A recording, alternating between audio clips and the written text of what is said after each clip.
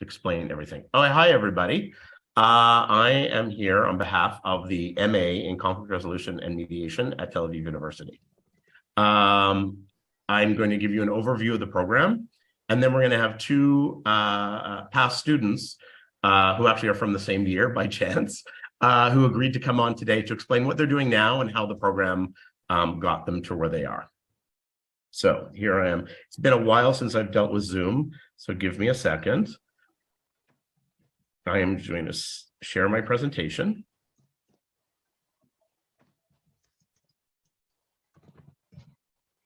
Okay.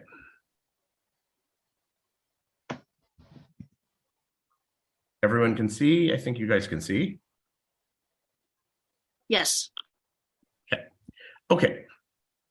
So Tel Aviv University has actually, by the way, many other programs. There are 18 master's programs. Some of them I don't even know very well. Also have BA programs, study abroad programs, and short-term language programs as well, and learning programs for the summer. Just so you're aware that there are many more programs than just conflict resolution and mediation.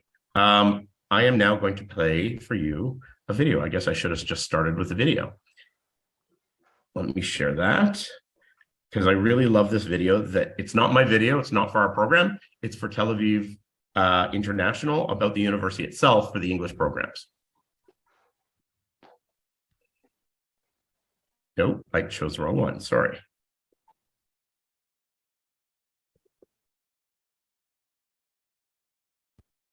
Oops. I have to choose, it did. Okay, good. I have to make sure. So let me play the video and then I'll explain a little bit more about the program itself. Tel Aviv University International, the only place in the world where you can study Taoism. What is Taoism? Well, it's a local philosophy that says the best way to study is through experience. Understand with your head, learn with your feet. The best way to study a multicultural society is to live in one. Be ready with your elevator pitch. You never know who you'll meet on campus.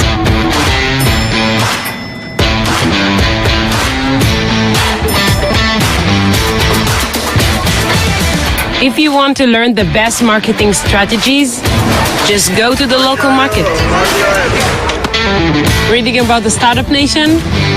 Write your own chapter. Study literature in the place that inspired the bestseller of all time. You can't resolve a conflict until you witness one. At TAU, there is always room for more questions and 400 labs to find the answers. Come experience the wisdom of Taoism at Tel Aviv University International, where first-class education meets a second-to-none lifestyle.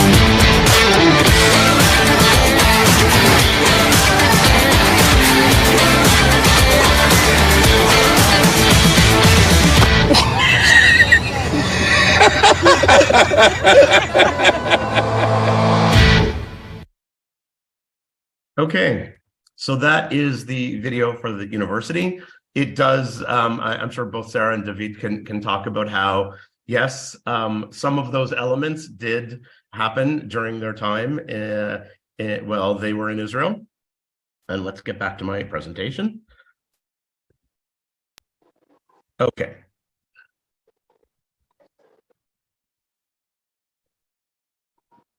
Next, so the conflict resolution and mediation program.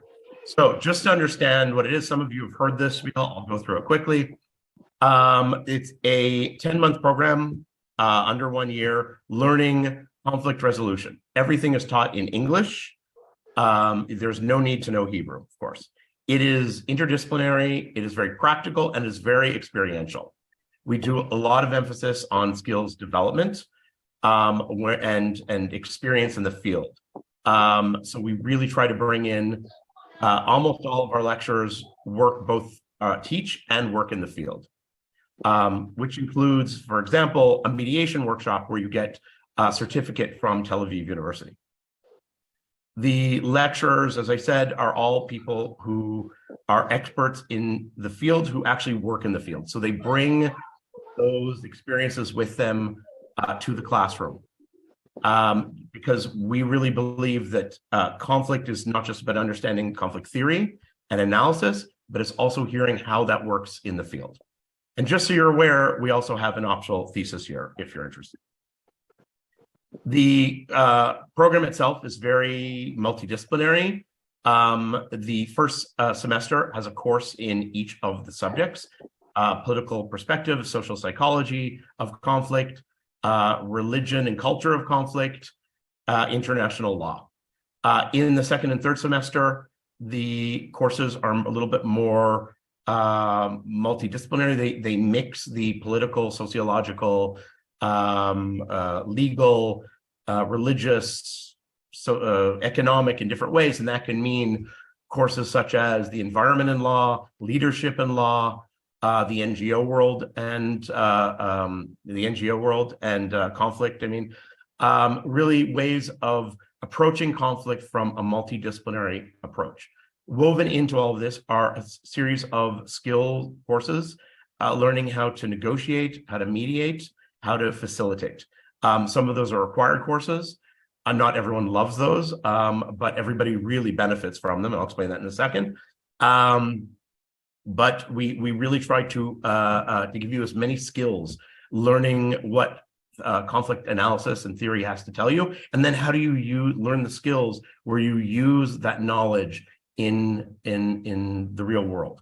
And so my example always, when I go back to previous students and I ask them 10, 12 years later, what skills are you still using? What classes still impacted you?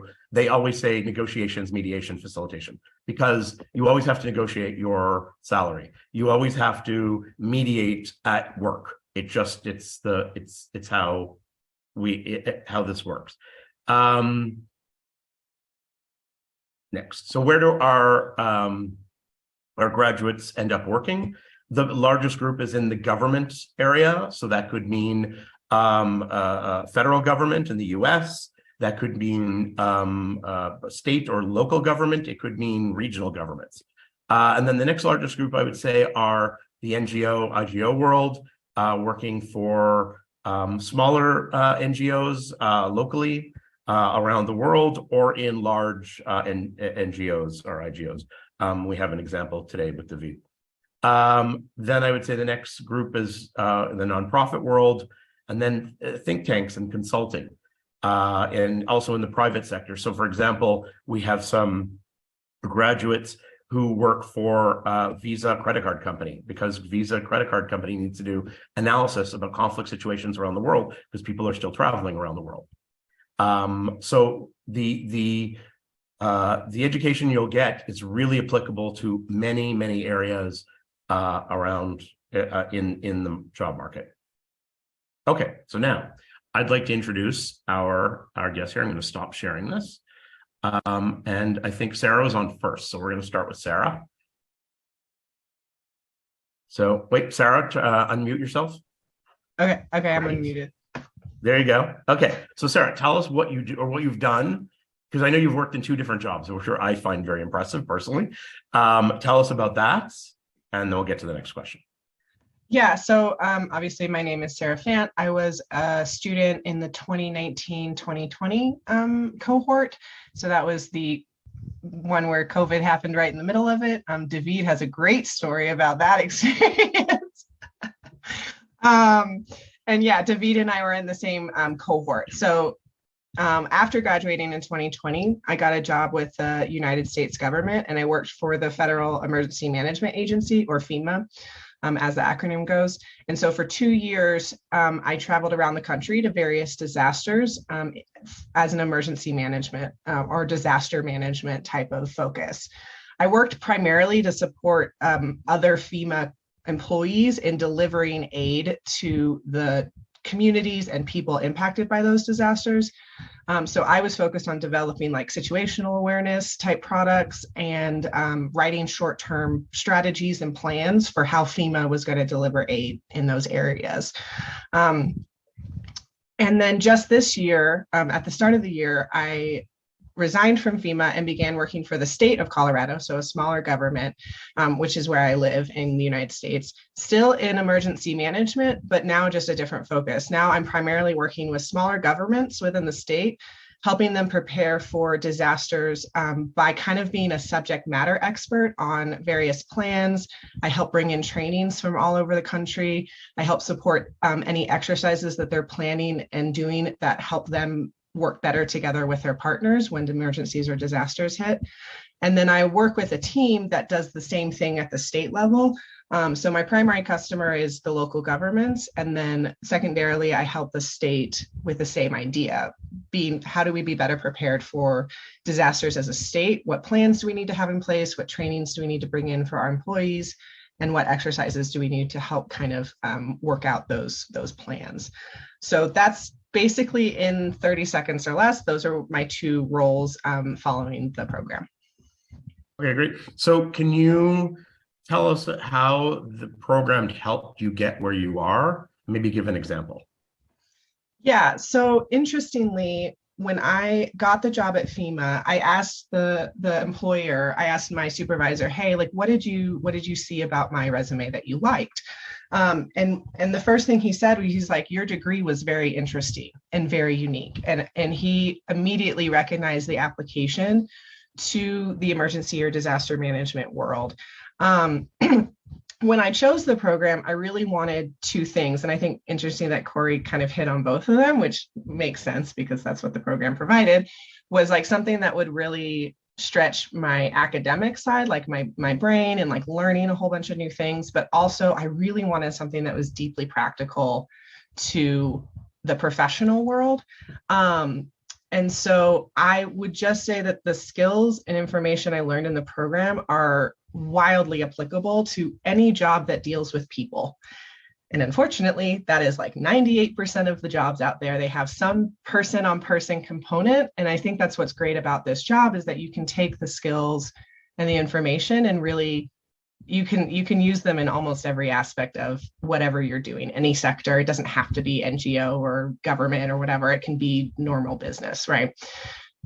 So while my job may seem more like, oh, I'm man versus nature, in reality, emergency management in the United States is very, very, very heavily focused on relationship building. We don't have a lot of direct authority often at the local level over what people do during disasters. So our role in bringing everybody together on the worst day of everybody's lives is predominantly, the success of that is predominantly based on how well we build relationships and coalitions before disasters hit. And so that is like, if we can't do that, then we can't do our job well. So for me, the most helpful courses from the degree were definitely like Corey said, the social psych one was a huge one. Negotiations, both courses, the skills and tools I picked up from those courses, I still use. Dangerous group dynamics, I still pull from a lot. And then the mediation workshop. Unfortunately, because of our cohort, we didn't get a chance to really do the group facilitation course the way that it has been done since and had been done in the past. So that one was a little sad to kind of maybe miss some of that. But I know that would have been a huge piece of it as well. I think what it really did, the majority of my work is informal. I'm not the negotiator in the room. I'm not the mediator in the room. But what it did do is it helped provide me a lot of language for the jobs that for what I do informally. I began thinking about all my conversations using these terms and these tools, and it really helped kind of pull out a lot of the elements that I was seeing in my conversations and helped me maybe organize and be more intentional about these conversations I was having. One example was when I was working for FEMA, I had an employee he was a brand new employee, very by the book, very black and white, and he went to another FEMA employee who was very experienced. and a leader in her field, and like tried to enforce this policy on her, and was like, this is what the policy says, you have to give me this information. And she unfortunately had not heard about the policy, and so was like, well, no, absolutely not, you're crazy, you're a young person, like I can't do this. And so it ended up kind of devolving quite a bit into, he was very offended because he couldn't understand why she didn't just abide by the policy, and she was very offended because he was really stepping into her world in which she was very protective over, because her job dealt with individuals who were affected by disasters. And so naturally she would be very protective. So in my conversations with her, a lot of the negotiation principles and mediation really were at play.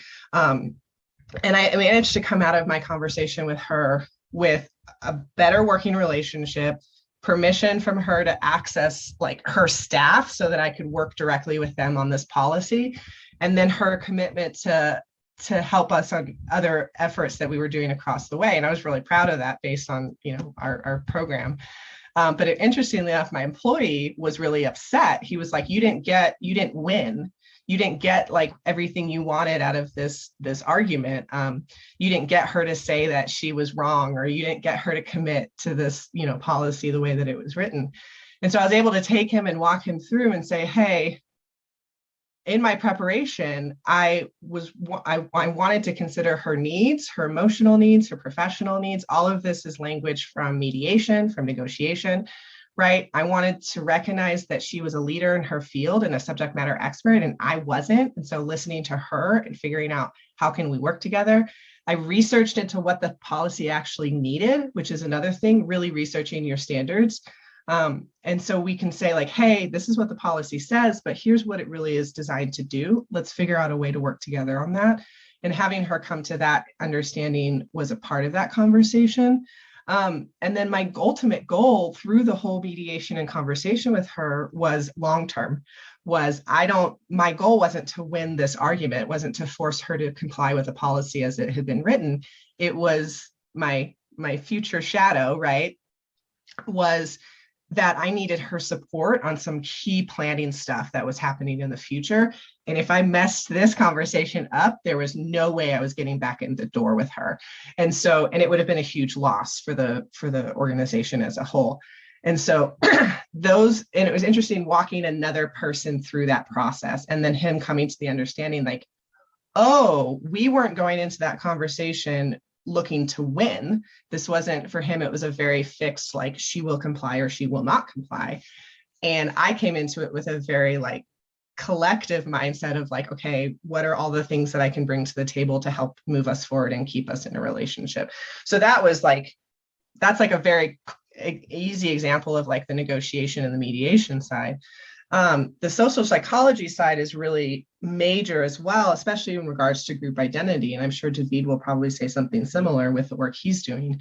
Something I'm still working out in my current job is when I started with the state, the first thing I was told by my coworkers or by people who were in the job before me was, hey, your biggest hurdle is the fact that you're walking in as a state employee into some of these local communities that don't like state, that don't like federal, that don't like the government. And they're not hostile all the time, but they don't work with you. Like, they're not looking to like work with you. They are skeptical of you. They have history where the government either let them down or failed to provide certain things that they thought they needed. And so they're like, this is your number one barrier, is the fact that you are stepping in with a pre-established group identity by being a state employee. And so really going back and beginning to think about, okay, what are the ways that I can get around that bias that comes with that identity? And it became really about me emphasizing that I was new to the identity, that they had input into how I viewed them, that I wasn't, my core identity wasn't tied to this group identity as a state employee, that I had my own identity, that I was a state employee, but that wasn't the thing that I was viewing them through, or that they shouldn't view me through. So a lot of that pulling, a lot of that pulling from the social psych courses was really helpful to think about it in that way. Also de-emphasizing my FEMA experience, not hiding it, but not coming in saying, hey, I'm a former former federal government employee and I'm here to help you, because that would have added another potentially negative group identity onto that. And so more emphasizing, I've worked at the local level before, you guys are really underpaid, overworked, like all of those conversations. And it's not even, I think some people would be uncomfortable, like, oh, well, that's manipulation. And like, no, it's setting things up in a way that allows me to get my foot in the door to form personal relationships before they are established by a group identity. So now they know me, Sarah Fant, as a state employee, different than, oh, she's a state employee whose name is also Sarah Fant. And so that personal relationship becomes the thing that defines me rather than the group identity. And so it's really important, and it's something that happens very, very quickly. If I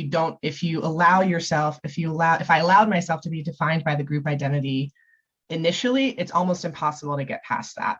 And so that was interesting, a very quick example of like the social psych side of it at play in my job today. One more thing I would say is that as I started with like the mediation, negotiation, like all of that, it's in play in every conversation I have at my job. And so while personality wise, I was doing it already, the course has really helped give me a lot of language for what was happening in my conversations and what I was feeling and what could I do to like maybe shift or redirect, again, in a more intentional way, instead of it being like, oh, I just need to be nice and they'll like me. Like, no, there's actually some intentional decisions that I'm making about how I talk to these people, what I'm saying, what I'm offering, that have their basis in the concepts and the skills I learned in these courses. And interestingly enough, as I was reading in preparation for this, I reread my advanced negotiation final, which was my worst paper, the whole program. So that was fun, but it was the final one and I was done. But one of the things that it asked about was a toolbox where you're like, okay, as a negotiator, what do you work on? What do you need to work on moving forward?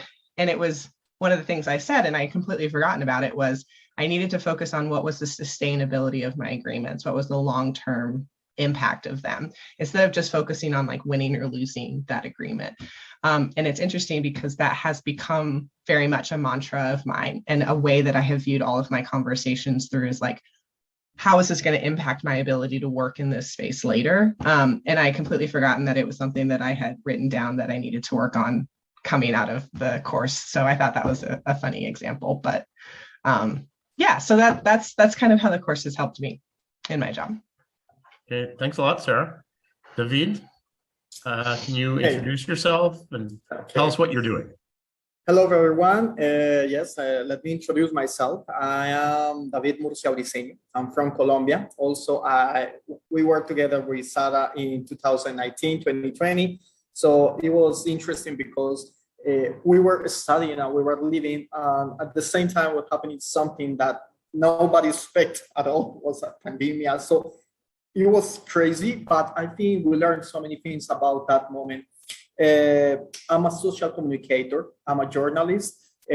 Also, I have a double master. The first one is in international humanitarian action, and the second one is with the program, which is conflict resolution and mediation. Right now, I'm a project assistant for one of the agencies for the United Nations system. I work for the International Organization for Migration, and right now I'm living in the northeast of my country, in the border between Colombia and Venezuela.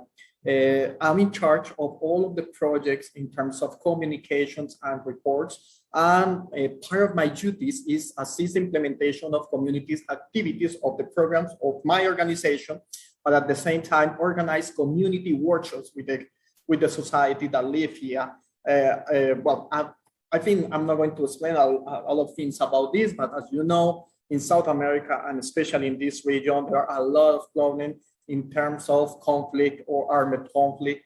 Many people know that right now Venezuela has a crisis in terms of migration because, you know, around 7 million of people left the country. So many of them are in our country. So those people have the needs to shelter, stabilization programs. Also, they need food. They need all of the services in terms of access to human rights. So part of our duties is try to help, not only to provide this help, but also to help to create integration programs. So basically, this is part of my duties. At the same time, well, I have had experience in terms of armed conflict, the general violence, which is something that I want to say before answering the second question. Is when I went to this master, my first thought was in terms of armed conflict. I don't know if because it's our heritage or because my Colombian heritage, but all the time we were thinking in terms of armed conflict. And Sarah can say that every time that people talk about any conflict, I said, yeah. Let me explain about this conflict because we have these armed groups. And it was so tricky for me because at the end, I have to understand that, no, I mean, you have conflict every day and you have to mediate every day, It's not something that because you are living in an area with violence that you say, okay, now finally I'm going to acquire the skills to try to negotiate with armed groups. No, maybe you need to, as Corey said before, maybe you need to negotiate your salary. Maybe you need to negotiate any aspect, even with your personal life.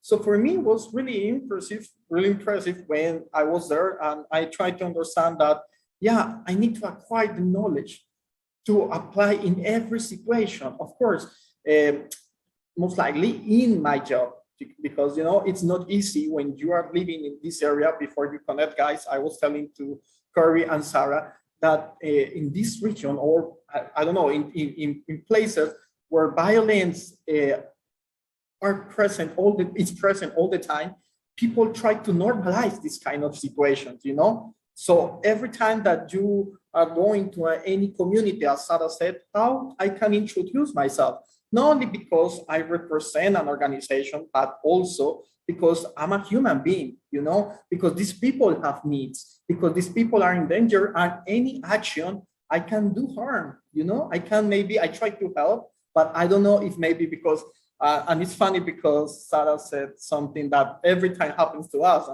how I introduce myself. I introduce myself as a David, as I introduce myself as a worker of the United Nations system, which is something that in some places could be good, but in some places could be dangerous. So this is, I don't know, Corey, maybe I'll try to answer the second question right now, but this is something that you learn, especially in this master, because something that you learn, or for me at least, one of the most amazing skills that I acquired was in terms of geopolitics, because nothing happens just because. Everything has a reason, and this is the kind of thing that you understand that a tiny thing that happens right now in Israel affects Colombia, for example, because you are going to see our relations. Look, I have just an example, because of this protest that happened two weeks ago, 2 weeks ago in Israel and especially in Jerusalem, one of our ministers of environment said something like, this is a terrible situation in Israel. Maybe we should see the negotiation with this country because we can't allow that happen with these Palestinian people.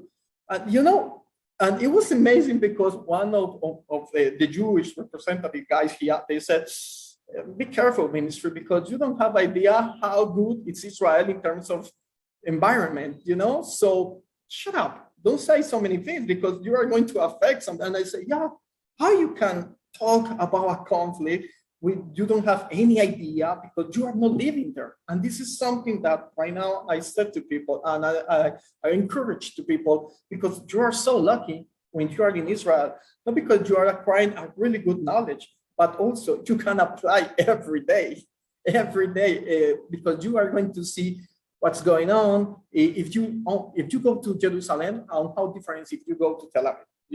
And this is something that, for example, and I consider that I acquired from this program, and for me was one of the best subjects that I ever had in my life, not only in the program, in my life, was international law.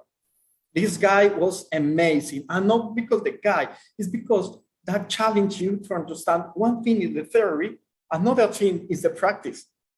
So how you balance this? how you balance the theory and the practice, because you have something in the paper that say, no, countries have to behave in that way. But you go to the territory and say, because the international law says that. Okay, but I have the gun, my friend. So what are you going to do? What are you going to do? Explain me. Tell me a little bit more. Okay, and this is the problem, as Sarah said, when you are in a community, when especially they are living with violence, how I introduce myself, how I can communicate, how can help without affecting myself, without affecting my organization, without affecting. So another subject I really want to talk, even if it's just only Middle East, was history of Middle East, because not only because you learn about what happened in this region, but also I think you attract the tools to understand the beginning of something, which is of the background of any place that you go, especially even if it's in terms of conflict resolution or mediation. I think you have the opportunity to understand the role of each actor in these situations. Also, as Sarah said, you can see if you can analyze this in terms of political side or psychological side or economical side, So at the end, everything that you have has a reason and you can apply.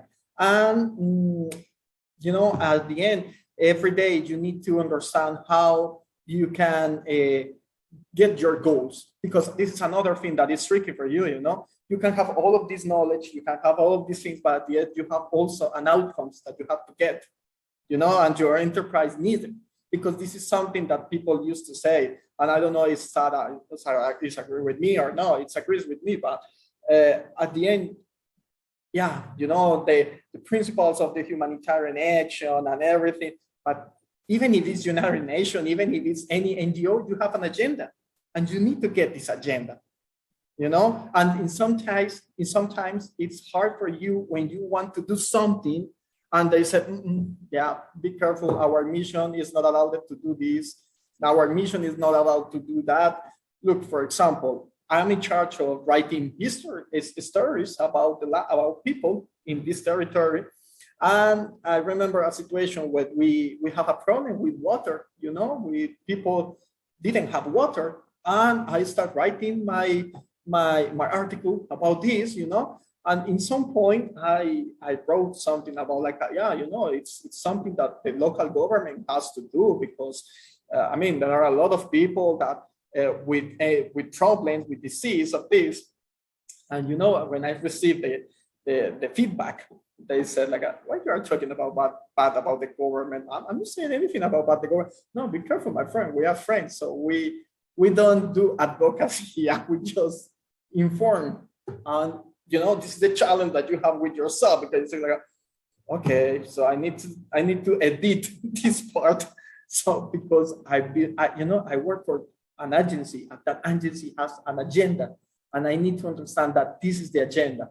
So, I don't know if I can answer your question, but what I'm saying is that definitely living in an area with so many things happening at the same time would let you apply all of this knowledge. Thank you, David. Before we go on, let me just check if anyone has any questions either about the program or for you guys as graduates of the program. So those of you who are listening, do you guys have any questions for us? Hi, good morning. Good morning. Good morning. Who's this? Who's speaking? Hi, my name is David Barron. I have a question, but not for, by the way, that was great presentations for both of you guys. But my question is more generic. So I don't know if someone else, I don't want to step into someone else's, my question. No, go ahead. It's more towards the program or more generic. So I don't want to, Go ahead. Maybe we can all answer it. Let's see. Okay, because it's not actually related to the presentation itself, but I actually applied for the program studying for this coming October, but I'm kind of hesitating because of a number of personal reasons, so I might actually put it off for a whole year. So one of the reasons, because I have a 16-year-old daughter who's she's in 11th grade in the United States, okay? So basically she has one more year to go. So I'm actually waiting for her to graduate. That's a possibility, okay? And then I could, consider joining the program. I find it fascinating. But then again, I was thinking, is it possible? And again, it's a very generic question, but just as we can actually join the program at Tel Aviv University, an English program. Is there like a local high school for American students that can attend somehow that is taught in English? I mean, I consider her finishing the last year of high school. So again, that's the kind of question that I have. I'm assuming they cost money, but I don't know how much. Also, but I can send you some names. So if you send me an email, there are a few. There's an American high school. There's an international high school. There's an international. The reason I know this, there's an international high school that we have had. Your group, I don't think, had David and Sarah, but we sometimes have interns teach them mediation because they're high school students. Yes, I'm aware of a few of these. So if you don't mind, Corey, putting your email on the chat. Well, is it the same? Well, I think I did get. You're the one that sent the invitation for this from your email, right? Yes, absolutely. So I have it then. Perfect. And then the second question that I have is there, in addition to that, is there like a English as a second language program for family members? In other words, if I decided to go to where other members of my family that don't really master the English language can benefit, because I know, I browsed through the website. I know they teach, or you guys teach Hebrew and Arabic, but is there like an actual English program so that they could study along as I study the program? So during the summer, there's an academic English program in the summer. So that would be July, August. During the year, I'm sure there is, because there are people who have to study English in the university. I'll have to look into that. That'd be great. Now, is this English program, is it more like English as a second language sort of program for the summer, or the one that is studying the summer? Yes. It's meant for people who their English is good, but it still needs help, and it's academically oriented. So it's meant so you're able to read and write, do assignments in English. It's meant for students, but I don't think they mind if somebody's not necessarily a student going into a program. But I'll have to look into it. That'd be great if you don't mind. And by the way, that was great presentations, both of you. So thank you for the input. And like I said, I'm considering, if not for this year, then for the following year. But it's definitely something that I'm in, and I'm actually more convinced after listening to both of you. I mean, different, just angles and experience. And at the end of the day, it's very, integrated. So thank you both. Where do you live? Where are you from?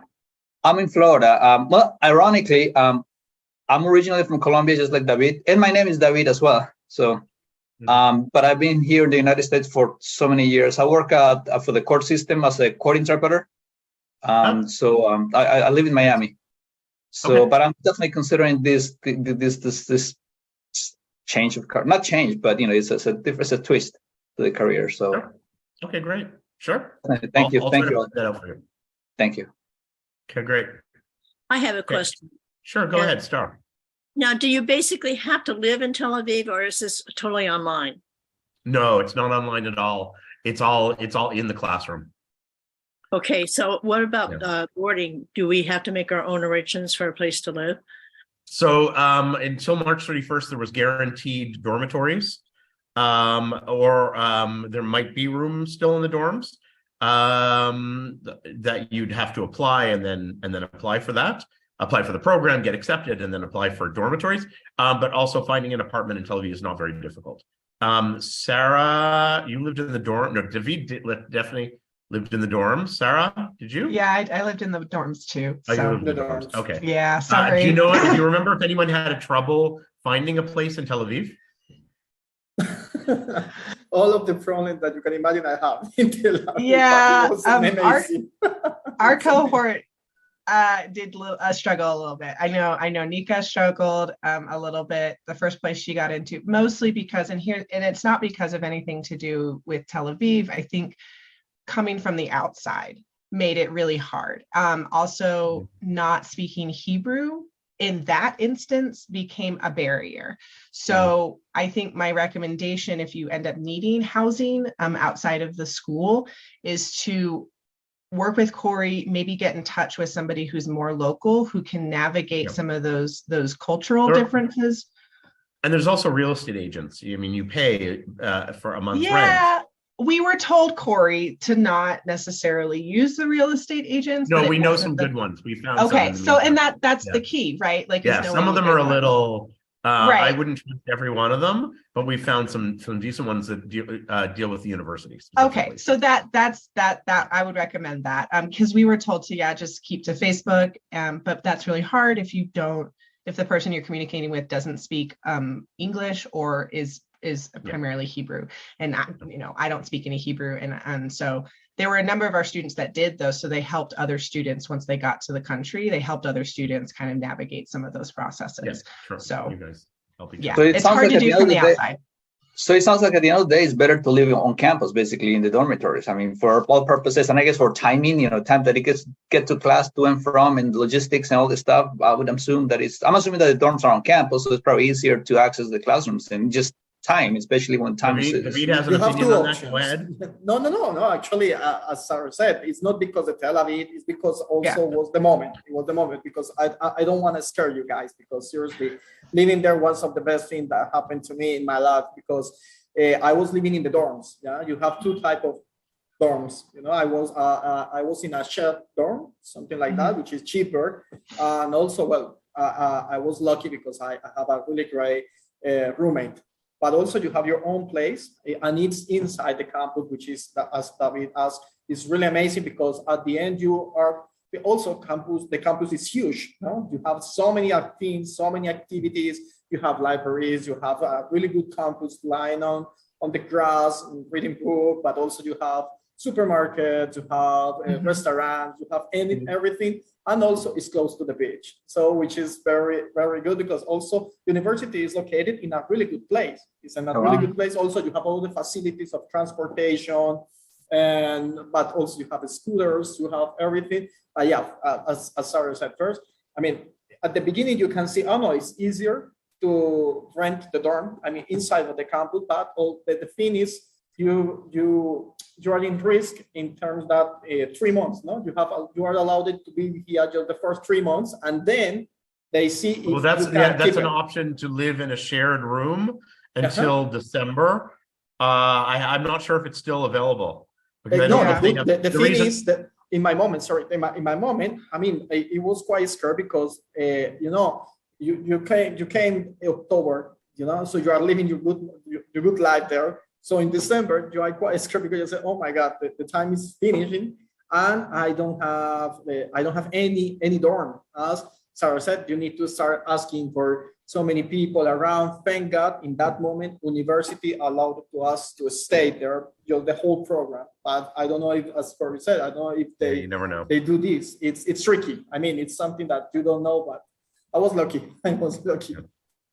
Yeah, and some people choose to live off campus for other reasons, like wanting to experience more of the culture of Tel Aviv. And I know for me, it was just I was there for school. And so, the dorm made the most sense to me. And I lived in a different dorm than David. Mine was a single room, but it is more expensive, and it was set for the whole year. So again, there's different processes, and Corey can help you kind of navigate some of those with the school itself. But and so again, different experiences even within the dorms on campus. I really enjoyed my dorm. Like David said, it was very convenient. I had a grocery store right beneath me, which was very helpful during COVID because it was right there. I mean, when you're at school, time is of the essence. When you have to write papers and study and all this stuff, Absolutely. You don't have time, to commute and try to find the store and try to find, just want to get up, get your stuff, and get back. Everything is exactly that. I didn't want to worry about the other aspects of life, and so I chose to live in the dorm. But a lot of people had good experiences living in Tel Aviv. They enjoyed it, meeting their roommates, getting to experience more of the city life. And so it just depends on what your focus is. And I would imagine that there's times, when you have a little bit of a break from the school that you can get with friends and go explore the city and whatnot, because at the end of the day, you're there. You're there to study, but you might as well explore a little bit and get to see. So I would imagine this is something that I want to say. This is something that I want to say, and I don't know if it's allowed right now, but I'm really encouraged guys to travel across Israel, because it's something that is going to also, we were talking before, it's something that you are going to perceive, or you are going to see different what's going on there. Also, if you have the opportunity, only if you have the security measure permit that, also cross to the other side, try to always understand what's going on with people. Yeah. Another question that I have, and that is about, are you assigned groups to work with in conflict resolution? Meaning in the classroom? No, outside of the classroom. Oh, like What do you mean by assigned? as like interns or? Well, for instance, neighborhood disputes or mediation between different groups that are having problems, going out to maybe these two organizations who are having a spat, and you have to go in there and be the mediator. So the limitation in Israel is you have to be fluent in Hebrew or in Arabic to be able to do that. Because there aren't very many. Yeah, it's okay. So we don't have those kind of opportunities, unfortunately. But you do go see other communities that are having issues, and you hear about the issues. You can't be a or you can't intern as a practitioner in that sense because of the language barrier. But you can definitely hear about the different types of conflicts that are going on within Israeli society, and be able to compare and contrast to your own community conflicts that you have back home. Because conflicts are conflicts, and there's always a certain amount of similarities. There's also a certain amount of surprising differences in how people perceive conflicts. So to me, that's always the most interesting part, is hearing other people and how they perceive conflict. I don't know if Sarah. Well, and the professors all have firsthand examples. And so these aren't scenarios pulled from a textbook on conflict resolution. Like Davi said, the international law professor, I'm spacing his name right now, friggin' brilliant, and has such a unique perspective because he's literally sat at the table on these national Israeli level agreements. And so it's helpful when the professors pull all of your scenarios, all of your classroom examples directly from real life. So you don't get this weird, like, oh, well, that's kind of a part of the scenario. Like, you don't get that. You get the, hey, this was really nuanced and complicated, and this is how we kind of navigated it. Same with the mediation workshop, which is the really practical application of a lot of these skills. I think almost all the mediation scenarios used in the workshop are pulled directly from firsthand examples from the mediation instructors, right? And so that's a really interesting, they'll give you the scenario to work through with your group, and then they'll talk about how they themselves worked that scenario when they were mediated it themselves. So no, not a lot of, like going into the community and doing it yourself, but all of the stuff you're learning, every conversation you're having with your professors is thoroughly entrenched in real life. Also, it's important to say something. And it depends on what you want. For example, in my case, because if you talk about just the specific in the master, well, as Sarah and Perry said, but for example, in my case, I wanted to go beyond of this. So I remember that I applied for the position of intern in the Institute of National Security Studies of Israel. And I was there for almost 4 months because of the problem of the pandemic. The program finished, but I have the opportunity to be there as an intern, and also the master provides you all of the help because it depends on what you want, For example, I remember in the south of the city, close to Jaffa, there were a lot of organizations in terms of refugee and immigration. And you can ask, of course, for the position of volunteer or intern, because the visa and everything is completely different. You are not going to receive any money for this. But this is something that, and it's interesting because you have the opportunity to do your master, but at the same time, acquiring professional experience, which at the end is what you really need, because this is the problem where you do a lot of things in terms of academia, but you go out and the organization said, okay, you have a master, you have a doctorate studies, you have everything, but you don't have experience. So I really need someone, well, once again, it depends on what you want. It depends on what, but for sure you can apply also for a voluntary job. And as Corey said, understand what's going on in the communities, Absolutely. Star, you can also I was gonna say the story. You can on the website. There's a few just they're like 2-minute videos for testimonials from former students. That they kind of give you a quick snapshot, of what the program is. I mean, they're just 2 minutes, but they kind of give you a good overview. You're welcome. That actually was part of the source of inspiration to kind of look into this program. So that's something you may want to look into. Great, thanks. Thank I filmed those, so thank you. Akman? Yes. Hi. If you were to compare this program with the security and diplomacy program, what do you think are the advantages and disadvantages of this program, like for someone who wants to work in Ministry of Foreign Affairs and likes? Sorry, again, how do I compare to what? Sorry? Disadvantage. Oh, what are the advantages and disadvantages? Like I'm not as compared to the other program. Yeah, to security and maybe diplomacy. I can write it. No, it's okay. No, I got it. I wrong? just needed the last part.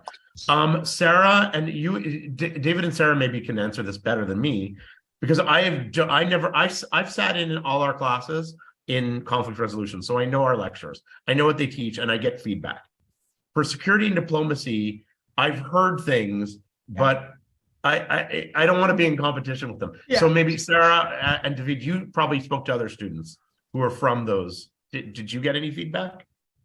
Interestingly enough, my experience with security and diplomacy students that I interacted with directly were saying that they wish they had come to the conflict resolution and mediation program. The security and diplomacy program, and again, all just really just based on like gossip type of information, really focuses on the security aspect of it. Really, and maybe David can speak to this a little bit more, but it really focuses on like the armed conflict side of things, a really high level, kind of more tense situations where you are like kill or not kill type of decisions. And the students who tend to go to that program, again, based on my conversations with other students in the program, tend to be more military focused, more like intelligence focused, kind of those really intense type of situations.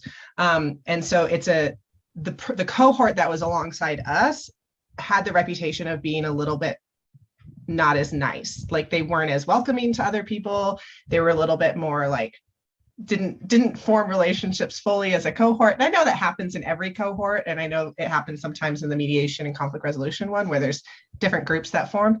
But for our cohort, it didn't really happen, which was awesome.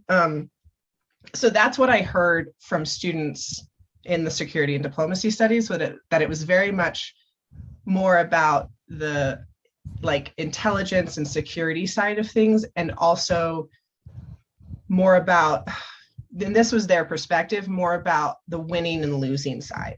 Whereas the conflict resolution and mediation, like the people who come to that are coming to it more with how can we come to a more collective agreement that avoids a lot of these really intense, like kill or not kill situations, but it starts much further back in a more like, hey, let's prevent getting to that point through mediation, through conversations, through understanding of the other party. And I felt like the other program was like, no, we're at that point and you are the boss and you have to decide whether you're going to push that button or not. And like playing the game and like that sort of thing. So very, very, I know that that's not very specific, but that's what I was hearing from students in the security and diplomacy program. So David, I don't know if you heard something different. Yeah, definitely. As I said before at the beginning of this meeting, the challenge for me was when I came to the program, and the first thing that I saw was that this program talks about everything in terms of mediation. As Sarah said, of course, the security program or security, I don't even remember the name, but yeah, they make focus in security aspect, military aspects. And when I talked with these guys, I said, maybe it was my master, but no, because at the end, my role or the position that I want to have is a mediator, because also I'm looking to create a peace building, something like this. So I consider there are a difference, because when I was there here, they start saying, okay, let's start mediation about your salary or about these conditions in your office, for example, something like that. which you consider, oh, this is not important. No, it's very tricky, because also if you are living here, well, you see other programs, they say like, okay, you know, we need to have these components for this military strategy and all of these aspects about how the security measures in terms of if we have an attack, if we have so they have focus on this of these things.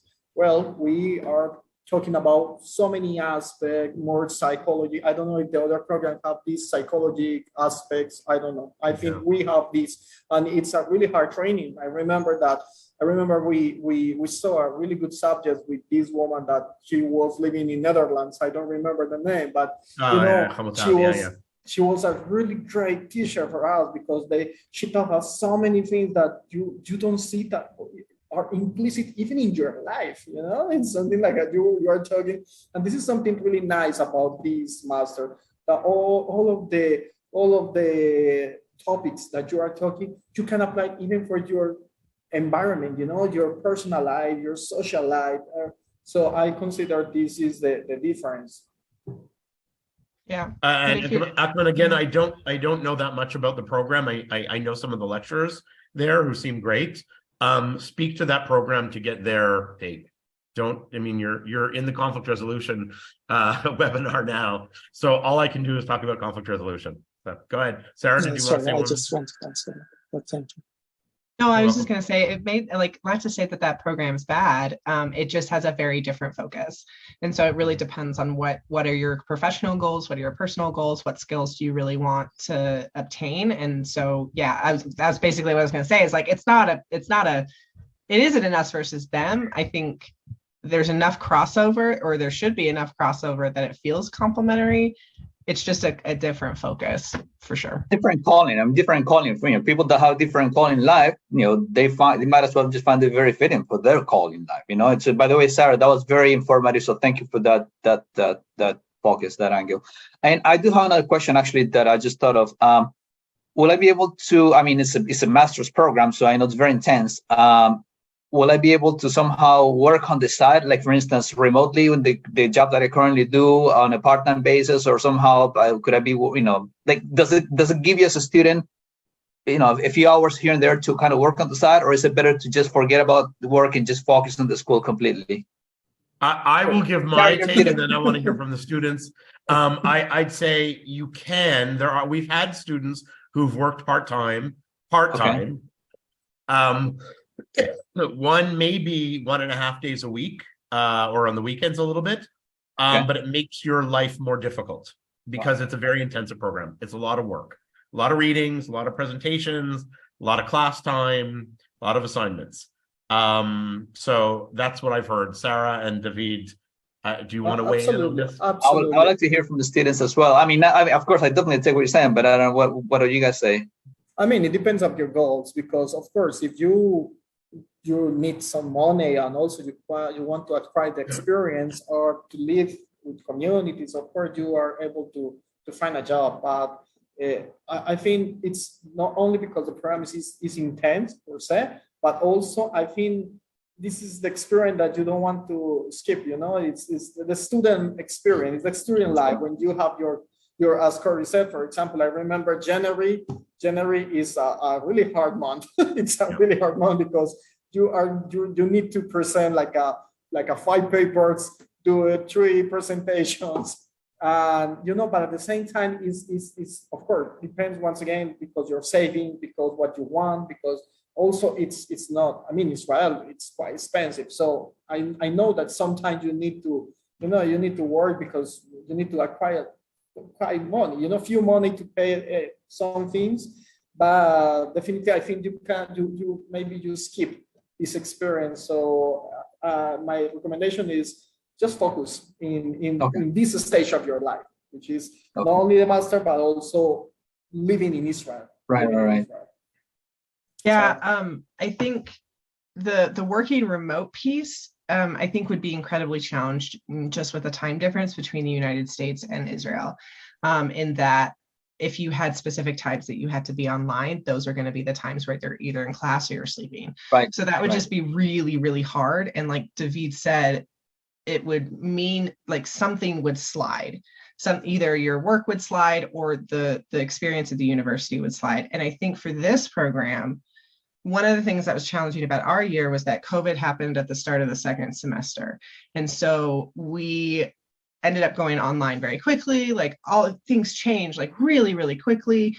And I was sad because I think we lost a lot of the really good stuff in the second semester because we were so pulled, like our brains were so pulled in so many different directions between like David living in like Spain for 3 months on his like Love Boat 3-hour tour, and having like working off of his phone. You didn't even have a computer. You had your phone that you were working on. No, I have an iPad because I went to Spain for a few days and COVID happened and all of the airports were closed and I had to live 3 months with only my iPad and I have to see my classes in this iPad.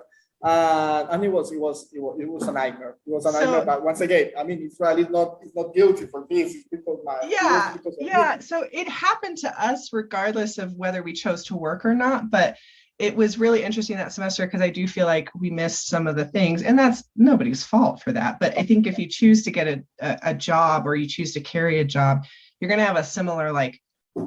My brain's being pulled in a couple of different directions, and this program really is. You get in what you put out of it. And so I would recommend also focusing, but mostly because it is, there's a reason that there's a 10-month because it is intensive. And you get a master's in 10 months and that's not common. And living in the United States, it's also very expensive. Exactly. I was thinking about that. I was like, to get a master's in 10 months, I was like, it's gotta be intense. But I wanted to get it from you guys, and yeah, the first semester is just like drinking from a fire hose. And I'm so happy we had that semester in person because it would have been untenable. Like it would have been impossible online. The second semester is a little bit lighter. And so, but then we had COVID, so whatever. But that first semester, there's no way you could carry a second job at all. Like not at all. I think the only employees the only students that had second jobs was like a couple did some tutoring, like English tutoring. And babysitting, I think, was the other one, were the two that I knew about, was like some mild English tutoring on the side and then some babysitting a couple hours a week. And that was probably starting all the baby asleep anyway. So you just right. And so it was very simple things that didn't require interfere with right. Mm-hmm. Also remember that I don't know if it exists again. I mean, it still exists, but you have a workshop, 1 week of workshop. And that's true. You have a whole day. Very, very intense because you are going to, and I remember that all the time, Corey said, please don't miss this workshop because you only have one opportunity. And it was the last thing we did before COVID. I mean, it was so funny because it was a week and a half of every day, 6-8 hours. This is your presentation. The first day of this master, Corey said, hi, my name is Corey, and please don't miss the mediation workshop because if you miss this, you are not going to be able to see again because it only happens one time in the year. So, and yeah, that's true. When you were there, thank God I was there. And finally, COVID was quite normal. And you see that this week, you are going to be 5 days studying, practicing, talking, which is very amazing because they put you on the field. Okay, what's going on? You have this situation. Try to negotiate with your classmates. Try to negotiate with your. So once again, my recommendation is don't skip this life. Don't skip this life because it's something that you miss. I miss my life as a student in Israel.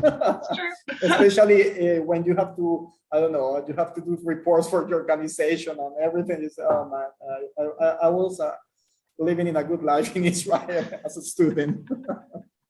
Thank you both for your input as students, and thank you, Corey, for your input as faculty, because I definitely helps me put the two perspectives together. So thank you, three of you. Definitely appreciate it, because that already answers my question. I know that it helps with my planning.